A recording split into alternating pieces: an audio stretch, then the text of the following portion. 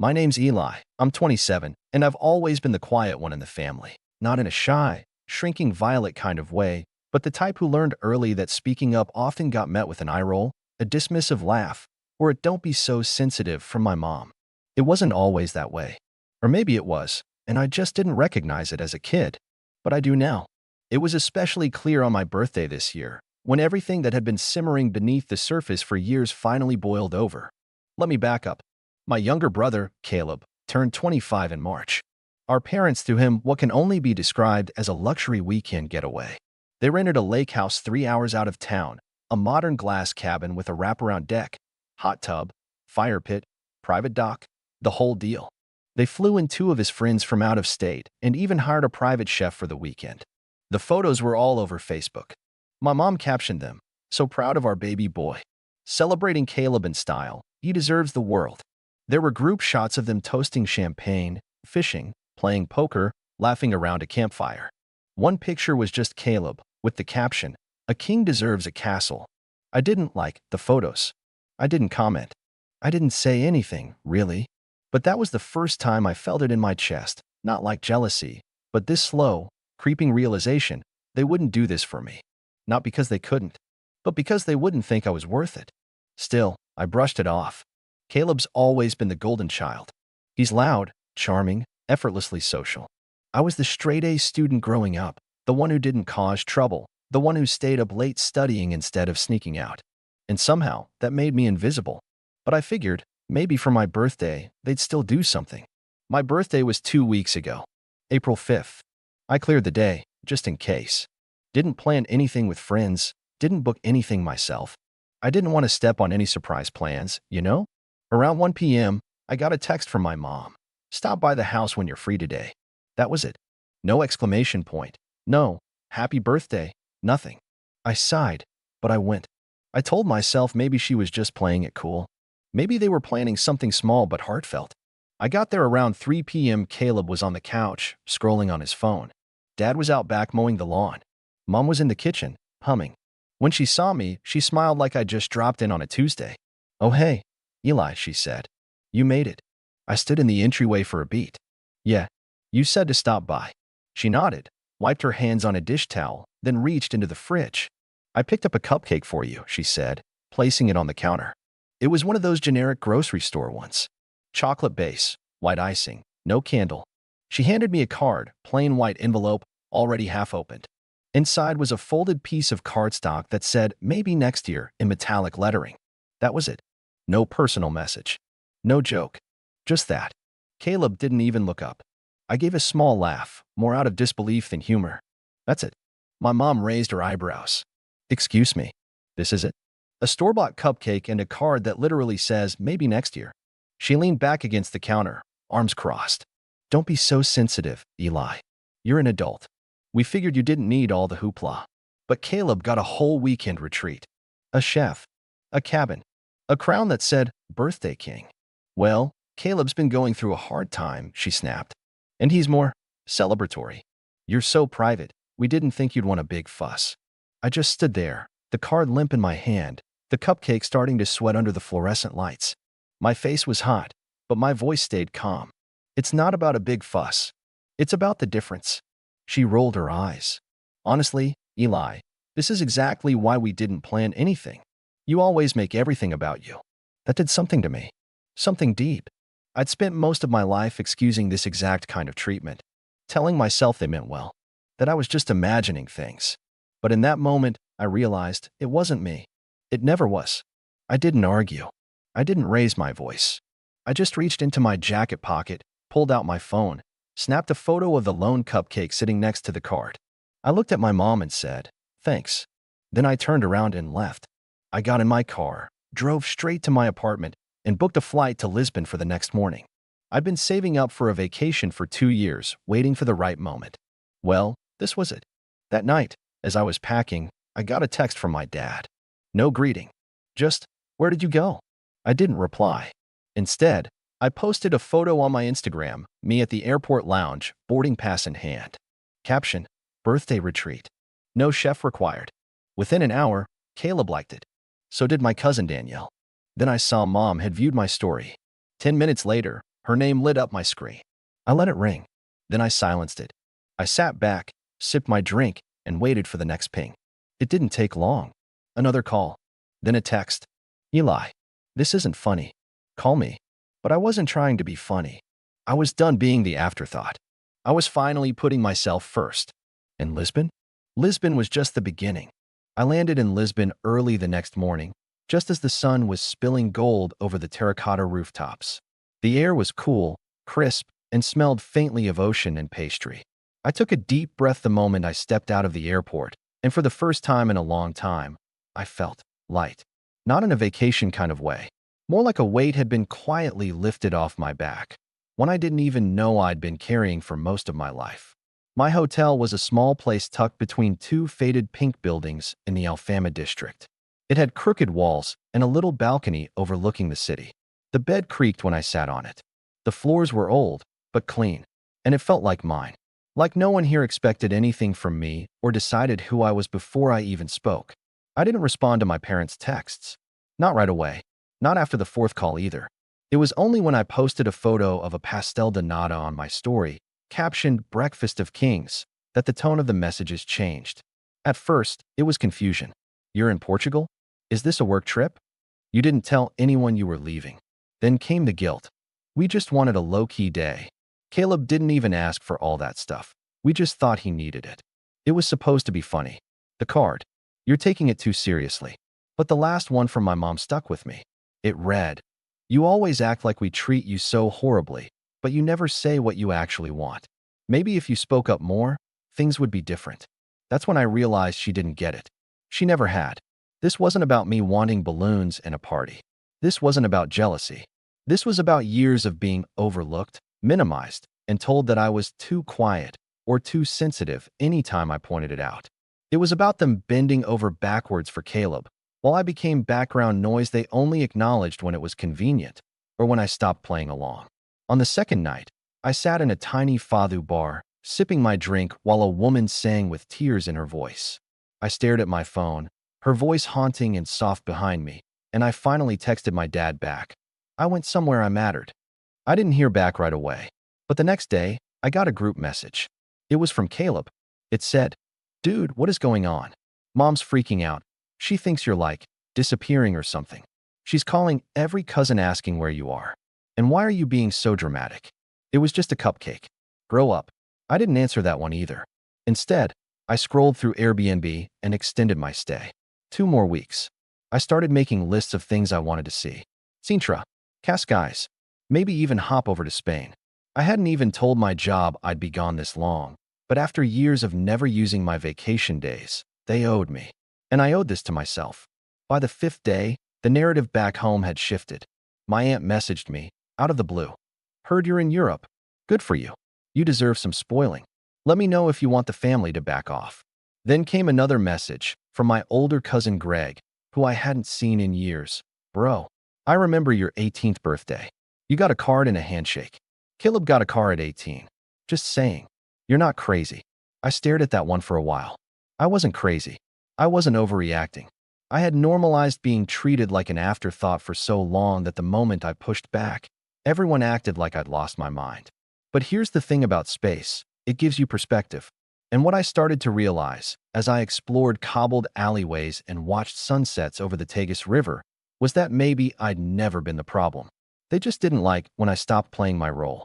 By the 7th day, things at home reached a new level of frantic. My mom had posted a cryptic status on Facebook. When your children vanish on you without a word, you start to wonder if the world is upside down. It had over 60 comments. A few relatives jumped in with hope everything's okay, or messaged me. One even tagged me. I didn't respond. Instead, I posted a photo, me at a cafe in Belém, sunglasses on, smiling. Caption, sometimes the best birthday gift is peace. Not 5 minutes later, my phone rang. Mom again. I ignored it. Then a message came through. This time not from my parents, not from Caleb. It was from my dad's work email. Eli, please call me. This is getting out of hand. I sat back. Why would he message me from work? Then, almost immediately after, came another message. From my boss. Hey, your mom called the office looking for you. Said it was urgent. Everything all right? My hands went cold. They weren't just panicking. They were escalating, involving people who had no business being part of this. And suddenly I knew this wasn't just about my birthday anymore. This was about control, about the way they'd always kept tabs on me, defined me, boxed me in, and how now, the moment I slipped outside their lines, they were trying to pull me back like a stray dog. I took a deep breath, heart pounding, and typed out one final message. You didn't worry when I was at your house holding a cupcake alone. Don't start worrying now. I'm fine. I'm just not coming back the same. And I meant it. Because the old version of me, the one who tolerated the silence, the minimization, the guilt trips masked as jokes, he wasn't on this trip. He stayed back home, next to that sad cupcake on the kitchen counter. But the version of me who was sipping espresso in the Lisbon sun, he was just getting started. And the next thing I did made it very, very clear that I wasn't asking for their permission anymore. The next morning, I woke up to a dozen missed calls. 2 from my dad, 3 from my mom, 1 from Caleb. The rest? All unrecognizable numbers, probably my mom calling from different phones, or worse, relatives she'd roped into the drama. But I didn't care. I was done playing the obedient son who always kept the peace. The one who said, "It's fine," when it clearly wasn't. I wasn't coming back to the same script where I showed up, got overlooked, and somehow still ended up being the one who had to apologize. After brushing my teeth, I walked down to a small bakery around the corner from my hotel. The woman behind the counter greeted me like she did every morning, warm, cheerful, with a genuine smile. I ordered 2 pastries and a coffee and took a seat outside. The sky was soft blue, streaked with clouds, and the street below was waking up. Locals sweeping their stoops, kids walking to school, a man selling books from a wooden cart. I watched them with a strange sort of envy. These strangers didn't know my name, my history, or what I was running from, but they treated me better than my own family did. And that realization hit harder than I expected. That afternoon, I did something I'd never done before. I turned off my phone. Completely off. Not on silent. Not on do not disturb. I shut it down and left it in the hotel room. Then I walked. For hours. Through winding alleys and open plazas. Past old churches and vibrant murals. I got lost somewhere near Barrio Alto and stumbled into a tiny gallery where a man was painting scenes from his dreams. He said I had sad eyes but strong shoulders. I laughed and told him that was probably the most accurate thing anyone had said to me all year. I didn't think about my mom, or my dad, or the cupcake, or Caleb and his lake house weekend. Instead, I thought about myself, who I was when I wasn't constantly shrinking to fit the space they allowed me. That night, I bought a journal. First page, I wrote, "You are not selfish for choosing yourself." Second page, they only call it overreacting when they don't like the reaction. Third page, I listed every time I had been pushed to the side. My 18th birthday, they forgot it until dinner, then gave me a $20 gas card while Caleb got a party with friends and a cake shaped like a football. College graduation, they arrived late and left early for Caleb's soccer game, even though I gave the valedictorian speech. Christmas, 2 years ago, I bought thoughtful gifts for everyone. Caleb forgot mine entirely. Mom said, "He's just busy. Don't guilt trip him." The list went on. It wasn't about the gifts. It was the pattern. The message, "You're not the priority. You're not even close." The next day, I turned my phone back on. It exploded instantly. A barrage of messages, voicemails, missed calls, and surprisingly, screenshots. Someone had apparently seen my Instagram post and sent it to the extended family group chat. Now, uncles and aunts were weighing in. Some were sympathetic. "Eli, I had no idea. That post broke my heart. You always were so quiet. Maybe too quiet. I wish I'd said something." Others? Not so much. Running off and airing dirty laundry on social media? Not the adult thing to do. So dramatic. Everyone gets a cupcake birthday once in a while. Then came the one that pushed everything over the edge. My mom had texted a photo of my empty childhood bedroom. The furniture was rearranged. The bed was gone. My books, boxed up. My desk, replaced with a treadmill. She captioned it, "Didn't think you were coming back. Figured we'd use the space. No, love you. No, come home when you're ready." No apology. Just that. Like I was an inconvenience they were happy to be rid of. I sat there staring at the screen, jaw clenched, heart thudding. And in that moment, something inside me flipped. Not sadness. Not anger. But something colder. Clearer. Resolve. I took a deep breath and responded with one message. "You don't have to make space for me. I've already found mine." And then I did the thing they never expected me to do. I logged into my bank account. I'd been quietly saving for years. While Caleb bounced from job to job, leaning on my parents every time rent was due, I built something real. Investments. A growing side business. A six-figure safety net. And now, I was going to use it. Not just for plane tickets and pastries, but for something bigger. A few calls. Some paperwork. A leap of faith. By the end of the week, I signed the lease on a small apartment right in the heart of Lisbon. Brick walls, open windows, a writing nook overlooking the street. It wasn't fancy, but it was mine. And then I did one more thing. I drafted an email. A simple, polite message. Not angry. Not dramatic. Subject, resignation notice. I explained I was pursuing new opportunities abroad and thanked them for everything. I didn't mention my mom, or her calls to the office, or how humiliating that was. But I think my boss understood. Her reply came 10 minutes later. We'll miss you, Eli. But good for you. Go live your life. And that was it. The ties were cut.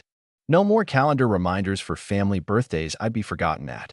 No more showing up out of obligation. No more explanations for why I didn't make more of an effort. I had made all the effort. For years. Quietly. Patiently. Kindly. And I was done. But just when I thought the story had reached its quiet, peaceful ending, just when I began to believe they'd finally let it go, something happened. Something that pulled me right back in. Something that made all the calls, the guilt, the silence, look like child's play in comparison. And when I found out what they'd done next, I realized they weren't just trying to pull me home. They were trying to erase me. I found out on a random Thursday morning. I just finished my walk along the waterfront, coffee in hand, sun on my back. Life was quieter now, more still. I'd adjusted to the rhythm of Lisbon like it was always mine. No more checking my phone every few minutes. No more jumping at the sound of a buzz or wondering what kind of guilt trip would come next. I'd learned to live in the pause between breaths, to sit in silence without needing to fill it. But that morning, an email hit my inbox from an old college friend, Jason. We hadn't spoken in almost a year, but I remembered him being friendly with Caleb once upon a time. The subject line was short. Saw this. Thought you should know. The email only had one sentence. Your brother posted this. Attached was a screenshot of a Facebook post from Caleb. The caption read, Family isn't about who runs off when things get hard. It's about who stays. I'm proud to be here, helping Mom and Dad rebuild after Eli's betrayal. Under it was a photo. My old room, painted over in a sterile shade of beige. The bookshelves cleared. My college diploma, which had hung on the far wall for years, was gone. In its place was a framed photo of Caleb shaking hands with some local business owner. The caption below that image read, New Beginnings. The comments were worse. Aunt Marissa, so proud of you for stepping up. Eli always was different. My cousin's wife, shame he couldn't just talk to the family. Vanishing like that? Immature. And then the kicker from my own mother. Sometimes the prodigal son doesn't return, but the son who stays builds the future. My hands went numb. I read that sentence 5, 6, 7 times. They weren't just erasing me from the room. They were rewriting the story.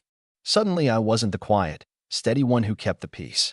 I was the son who ran, the one who left them behind, the one who didn't care. Caleb wasn't the golden boy anymore. He was the savior, the martyr, the one who stayed to help Mom and Dad in their hard time, a hard time they created for themselves. But here's what hit me hardest. They knew I wouldn't defend myself publicly. They were banking on it. They knew I hated drama, confrontation, spectacle. They counted on me watching silently from across the ocean as they rewrote the truth. That's when I made a decision. No more silence. No more disappearing to keep the peace. I opened my laptop and began to type. I didn't write a scathing, venomous post. That's not who I am. But I did write the truth. Calmly. Carefully. Like someone laying down receipts after years of being doubted. I posted it with no photo. Just words. For those of you who've been told a story about me, here's mine. I didn't run off. I didn't abandon anyone. I simply stopped trying to earn the love and respect that should have been freely given by the people who raised me. On my brother's birthday, our parents rented a lake house, hired a private chef, and celebrated him like royalty. On mine, I received a single store-bought cupcake and a card that read, maybe next year. When I expressed hurt, I was told I was being too sensitive. I took a photo of the gift, quietly left, and booked a flight to Lisbon. That decision was not a tantrum. It was a boundary. For years, I played the role they needed, quiet, helpful, low maintenance. I watched as my milestones were skipped, my accomplishments downplayed, and my feelings dismissed. And still, I stayed loyal. I gave the benefit of the doubt. I showed up. Until I realized showing up for people who never show up for you is not noble, it's self-abandonment. I've received dozens of messages since I left. Some kind, others cruel. To those who say I should have just spoken up, I did. Many times. It just didn't matter until I stopped playing along. I don't need pity. I don't need applause. I just want the truth to live somewhere, untouched by guilt trips and half-truths. I didn't run. I chose peace. And sometimes, choosing peace means walking away from people who refuse to see you clearly. I clicked post. And then I turned off my phone again. For 2 days. When I turned it back on, I wasn't prepared for what I saw. Hundreds of comments. Dozens of messages. My story had been shared, screenshotted, reposted. People, friends, distant relatives, even strangers, were chiming in. This hit me hard. I've been the background sibling too. Thank you for saying what so many of us can't. This is why emotional neglect is so hard to explain. It's invisible until it's undeniable. But one message stood out. It was from Danielle, my cousin on my dad's side. We hadn't spoken in years. Eli, I always thought something was off with how they treated you. I just didn't know how to say it. I'm sorry. I see you. And I'm glad you got out. That was the beginning. The beginning of other voices coming forward. Not everyone took my side. Some doubled down. My mom, predictably, posted another passive-aggressive message. Some people air their wounds instead of healing them. Caleb messaged me once.